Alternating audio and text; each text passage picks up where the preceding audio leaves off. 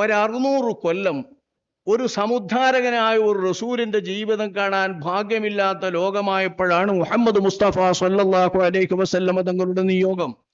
600 കൊല്ലം ഒരു നല്ല ജീവിതത്തിന്റെ മാതൃക കാണാനില്ല ലോകത്ത് എന്ന് പറഞ്ഞാൽ എന്താണ് ഇതിന്റെ ഒരവസ്ഥ? നിങ്ങൾ ആലോചിച്ച് നോക്കുകയും. അറബികളെ സംബന്ധിച്ചിടത്തോളം, റസൂലിനെ അയക്കപ്പെട്ട സമൂഹത്തെ സംബന്ധിച്ചിടത്തോളം, ഒരു 3000-ൽ പരം വർഷമായിട്ട് ഒരു റസൂലിന്റെ ജീവിതം കാണാത്തവരാണ് അറബികൾ. ഒരു റസൂലിന്റെ അധ്യാപനം കേൾക്കാത്തവരാണ് അറബികൾ. ലോകത്തു തന്നെ റൂഹുല്ലാഹി ഈസാ നബി അലൈഹിസ്സലാം വാനലോകത്തേക്ക് ഉയർത്തപ്പെട്ട ശേഷം ഒരു മാതൃകാ ജീവിതം ലോകത്ത് മനുഷ്യരിൽ കാണാനില്ലാത്ത തരത്തിൽ ദുഷിച്ചിരിക്കുന്നു ലോകം. അങ്ങനെ 6 നൂറ്റാണ്ട് കഴിഞ്ഞു പോയ ആ വൃത്തികേടിന്റെ ഏറ്റവും മോശപ്പെട്ട വൃത്തികേടിലാണ്, ജാഹിലിയത്തിലാണ് മുത്തു മുസ്തഫ സല്ലല്ലാഹു അലൈഹി വസല്ലം തങ്ങൾ നിയുക്തരാകുന്നത്. എന്തുമായി? ഈ വൃത്തികേടുകളെ എല്ലാം ഉച്ചാടനം ചെയ്ത് സമ്പൂർണരായ മനുഷ്യരാകുന്ന 1,24,000 അനുയായികൾ റസൂലുള്ളാഹി തങ്ങളോട് മൂമിനീങ്ങളായിക്കൊണ്ട് സമ്മേളിക്കാൻ ഭാഗ്യം ലഭിച്ചു ഹിജാസിൽ. ആ ഹിജാസിൽ റസൂലുള്ളാഹി തങ്ങൾ നിൽക്കുമ്പോൾ 1,24,000 ആളുകൾ നബിതങ്ങളോടുകൂടെ സഹവസിക്കാൻ, അതായത് ഈമാനോടുകൂടെ നബിതങ്ങളുടെ സദസ്സിലൊക്കാൻ ഭാഗ്യം ലഭിച്ചവർ മുഴുവൻ പൂർണ്ണ മനുഷ്യരാണ്. മനസ്സ് കൃത്യതയുള്ള സമ്പൂർണ്ണ മനുഷ്യരാണ്. എല്ലാം ആലിമീങ്ങളല്ല, പക്ഷേ സമ്പൂർണ്ണ മനുഷ്യരാണ്. ആത്മാവ് ശുദ്ധമാണ്. ഈ സമ്പൂർണരായ മനുഷ്യന്മാരാക്കി തന്നോട് കണ്ട, തൻ്റെ സദസ്സിൽ ഈമാൻ ഉണ്ടെങ്കിൽ വന്ന എല്ലാവരെയും മാറ്റാൻ സാധിച്ച ആ മഹാസമ്പൂർണ്ണ മനുഷ്യന്റെ പേരാണ് അഷ്റഫുൽ ഖൽഖ് ത്വാഹ റസൂലുള്ളാഹി സ്വല്ലല്ലാഹു അലൈഹി വസല്ലം തങ്ങൾ. അവിടുന്നിലൂടെയാണ് പ്രായോഗിക തലത്തിലായി 23 വർഷം കൊണ്ട് അല്ലാഹു സുബ്ഹാനഹു വ തആല മാനവികതയെ ശുദ്ധീകരിക്കാൻ വേണ്ട, മനുഷ്യകുലത്തെ ശുദ്ധീകരിക്കാൻ വേണ്ട എല്ലാ നിയമങ്ങളും എല്ലാ സ്ഥലത്തേക്കും പറയുന്നത്. ഇതിൽ നൽകപ്പെടുന്ന മാനവികതയുടെ പാഠങ്ങളല്ലാതെ മനുഷ്യൻ എത്ര പുരോഗമിച്ച് എന്തൊരു മാനവികതയുടെ നന്മ പറഞ്ഞാലും ആ മാനവികതകളൊന്നും അള്ളാഹുവിന്റെ റസൂൽ അധ്യാപനം നൽകാത്തതിലില്ലാതെ ഇല്ല. എല്ലാം അതിൻ്റെ അകത്തുണ്ട്. ബുഅസ്തു ലിഉതമ്മിമ മകാരിമൽ അഖ്ലാഖ് എന്ന് പറഞ്ഞാൽ അതിലുണ്ട്. പക്ഷേ വൃത്തികേടുകൾ കാണിച്ചുകൊണ്ട് ഇത് മാനവികതയാണ് എന്ന് പറഞ്ഞാൽ നിവൃത്തിയില്ല. മനസ്സിലായോ? യൂറോപ്യന്മാരോ പരിഷ്കരിച്ചവരോ എന്തെങ്കിലും വൃത്തികേട് കാണിക്കുക, ആ വൃത്തികേട് അല്ലെങ്കിൽ ഭൂരിപക്ഷം ആളുകളൊന്നിനെ കാണിക്കുക. ഈ രാജ്യത്തുള്ള പൗരന്മാരില്, ഈ ലോകത്തുള്ള പൗരന്മാരില് ഭൂരിപക്ഷമൊക്കെ അങ്ങനെ തന്നെയല്ലേ? അള്ളാഹുവിന്റെ റസൂലിനെ അംഗീകരിച്ചവരല്ലോ. ലോകത്തുള്ള പൗരന്മാർ ക്രിസ്ത്യാനിറ്റിയാണല്ലോ കൂടുതൽ, ക്രിസ്ത്യാനിറ്റിന്റെ ആധിപത്യം. അവരുടെ ആ രീതിയിൽ തന്നെ പെരുമാറുന്നതാണ് മാനവികത എന്ന് പറഞ്ഞാൽ നിവൃത്തിയില്ല. മനുഷ്യപ്പറ്റോടുകൂടെ പെരുമാറുക, കരുണയോടുകൂടെ മനുഷ്യനുമായി പെരുമാറുക, കരുതലോടെ മനുഷ്യനുമായി വർത്തിക്കുക, മനുഷ്യനോടുള്ള പെരുമാറ്റം നന്നാക്കുക എന്നതാണെങ്കിൽ ആ മാനവികതയുടെ പൂർണ്ണ രൂപം അഷ്റഫുൽ ഖൽഖ് സ്വല്ലല്ലാഹു അലൈഹി വസല്ലം തങ്ങൾ നൽകുന്നുണ്ട്.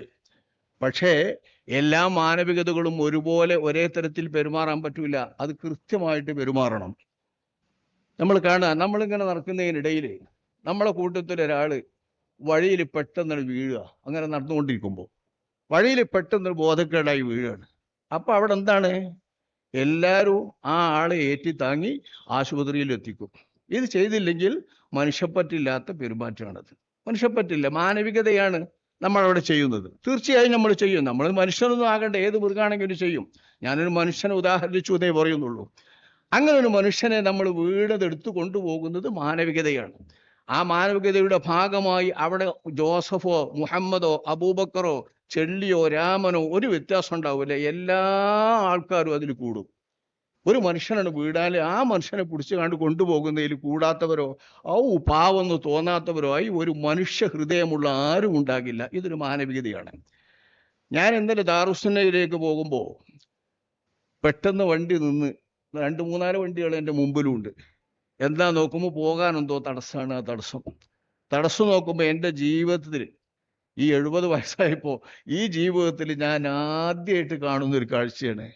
ഒരു മോട്ടറും ഒരാൾ വീണിരിക്കുന്നു. ആ വീണ ആളുടെ തലൻ്റെ ഭാഗത്ത് നിറച്ച് രക്തം. ആ തലനെ മൂടപ്പെട്ടു ഇരിക്കുന്നു. ആ മോട്ടറും വീണ് അങ്ങനെ തന്നെ നിൽക്കുന്നുണ്ട്. അപ്പം എന്താണ്? മോട്ടറും ആൾ വീഴുക രാത്രിയിൽ 2:30 മണിക്ക്. അബൂബക്കർ ഉമർ എന്ന് പേരുള്ള പൂക്കോട്ടൂർക്കാരനൊരു സഹോദരനാണ്. സ്വന്തം മക്കളെ പോറ്റാൻ വേണ്ടി അർദ്ധരാത്രിയിൽ കോഴിക്കടയിലേക്ക് വന്ന് കോഴിപ്പണികളൊക്കെ കഴിഞ്ഞിട്ട് വീട്ടിലേക്ക് പോകുമ്പോൾ അപ്പം സംഭവിച്ചതാണ് ഈ അപകടം. അയാൾ വീണപ്പോൾ അയാളുടെ തലയുടെ മേലിൽ പിക്കപ്പ് വാന് വന്നിട്ട് കയറിയേക്കാണ്. ഈ തല ചതഞ്ഞറിഞ്ഞ അവിടെ കിടക്കുന്നത്. ഞാൻ കണ്ടിട്ടില്ല, തല മൂടി വെച്ചിരിക്കുകയാണ്. അപ്പം ആളുകൾ ചുറ്റും നിൽക്കുകയാണ്. ഇന്നലെ 7 മണിക്ക് 7:30 മണിക്ക് കാണുന്ന സംഭവമാണിത്. ഇതെൻ്റെ ജീവിതത്തിൽ ഞാൻ ഇങ്ങനെ നടാടെ കാണുകയാണ്. സാധാരണ ഞാൻ കഴിഞ്ഞിട്ട് കൊണ്ടുപോയിട്ടൊക്കെയാണ് അവിടെ എത്താറുള്ളത്, അല്ലെങ്കിൽ അവിടേക്ക് പോകില്ല. പോവാൻ എനിക്ക് പേടിയാണ്. ഞാൻ ഇന്നും അങ്ങനെ തന്നെയാണ്. അത് അറിഞ്ഞെങ്കിൽ ഞാൻ അപ്പോൾ പോകില്ല, അതിന് തിരിച്ചു പോരുമായിരുന്നു. ഇതെങ്ങനെ പോയി അരികിലൂടെ പോയിട്ട് ഞാൻ കാണുകയാണ്. ആ കാണുന്ന ഭാഗത്ത് ഒരുപാട് ആളുകൾ ചുറ്റും നിൽക്കുന്നുണ്ട്, മനുഷ്യന്മാർ. ഇവരാരും അയാളൊന്നും ചെയ്യണില്ല, താങ്ങി പിടിച്ചു കൊണ്ടുപോകണില്ല. മാനവികത ഇല്ലാഞ്ഞിട്ടാണോ ഇത്? അല്ല.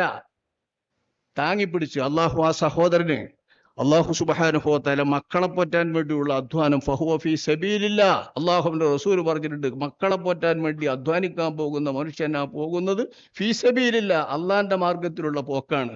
അള്ളാന്റെ മാർഗത്തിലുള്ള യാത്രക്കിടയിലാണ് ആ സഹോദരന്റെ ഷഹാദത്ത്. അള്ളാഹു അത് ഷഹാദത്തായി തന്നെ അംഗീകരിക്കട്ടെ. ആ സഹോദരന്റെ കുടുംബത്തിന് അള്ളാഹു തആല പകരം നൽകട്ടെ. ആ സഹോദരൻ അള്ളാഹു തആല നല്ല പ്രതിനിധാനം നൽകട്ടെ.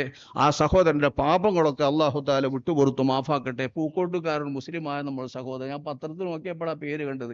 അപ്പൊ ഞാനൊന്നും നോക്കാൻ കഴിഞ്ഞിട്ടില്ല. അപ്പൊ ഈ സമയത്ത് നമ്മളവിടെ ആ ആളൊന്നും ചെയ്യുന്നില്ല. എന്താണ് കാരണം? നിയമത്തെ പേടിക്കുകയാണ് നമ്മൾ. അപ്പൊ ആ ജഡത്തെ അവിടുന്ന് തൊട്ടാലോ എടുത്താലോ പറ്റൂലല്ലോ. വാഹനാപകടമല്ലേ? വാഹനാപകടവുമായി ബന്ധപ്പെട്ടുള്ള ആ കർശനമായ നിയമം പാലിക്കാൻ പോലീസുകാർ വന്നിട്ട് അതൊക്കെ നോക്കി ശരിപ്പെടുത്തിയതിന്റെ ശേഷമല്ല നമുക്ക് തൊടാൻ വയ്യല്ലോ. ഇത് മാനവികതയില്ലായ്മയാണോ? അല്ല. നിയമത്തിന്റെ മുൻപിൽ മാനവികത അവിടെ നിൽക്കുകയാണ്. അപ്പൊ നിയമമാണ് വലുത്. നിയമങ്ങളുമായി ബന്ധപ്പെട്ടുകൊണ്ട് മാനവികത ചിലപ്പോൾ നിരക്കേണ്ടി വരും.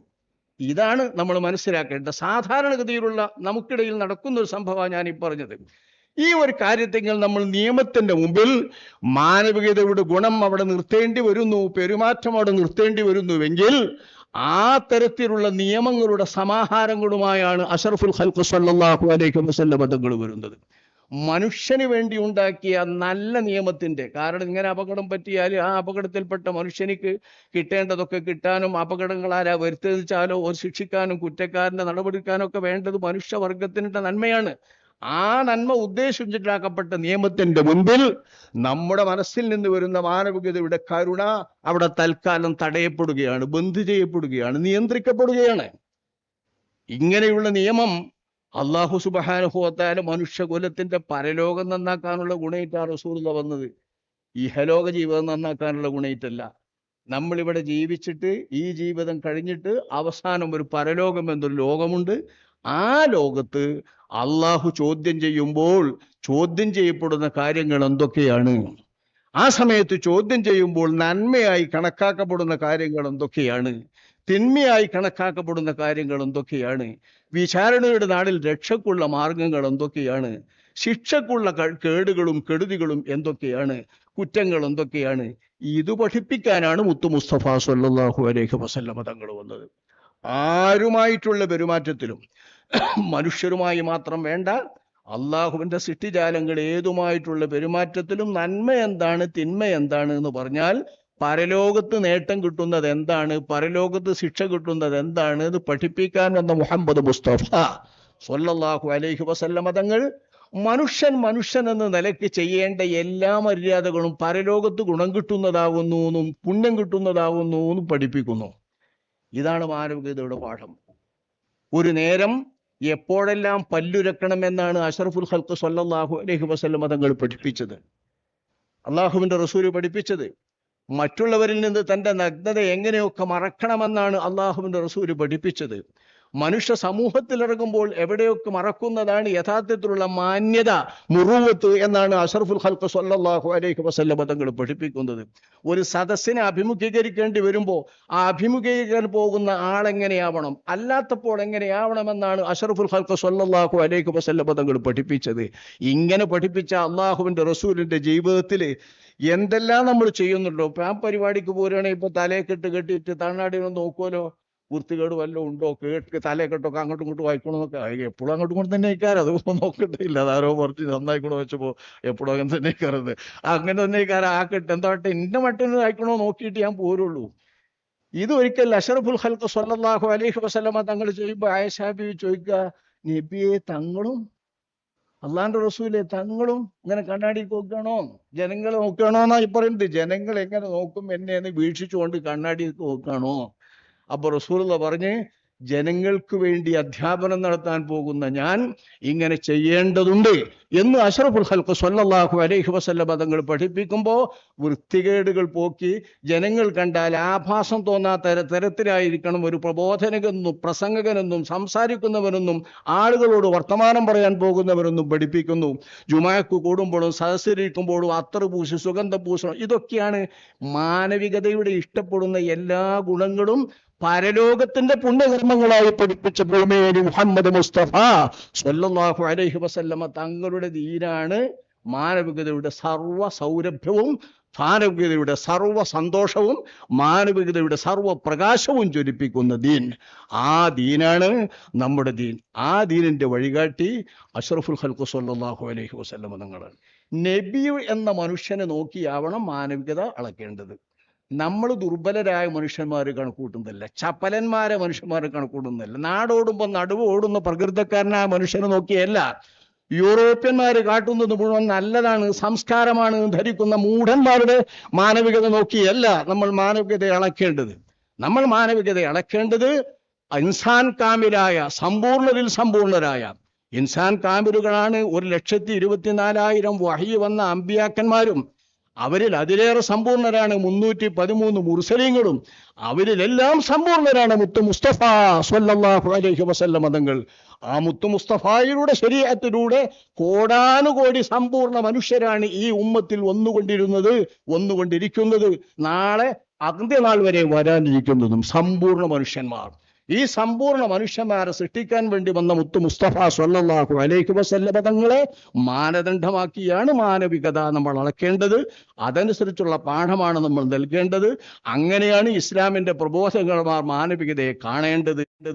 ജനങ്ങൾ മാനവികതയായി ഗണിക്കുന്നതൊക്കെ മാനവികതയാണെന്ന് ധരിച്ചുകൊണ്ട് അത് ഈ ദീനിലില്ല, ഈ ദീൻ എന്നോ വലിച്ചെറിയേണ്ട ദീനാണെന്ന് പറയേണ്ടത്. ഞാൻ പറഞ്ഞ പോലെ മനുഷ്യന്റെ തിന്മയുടെ ധാരണ അടിസ്ഥാനം എന്താണോ, ഹേതുക്കൾ എന്താണോ, അത് നോക്കി അതിനെ ഉച്ചാരണം ചെയ്യാൻ വേണ്ടി വന്നവരാണ് അമ്പിയാക്കന്മാർ.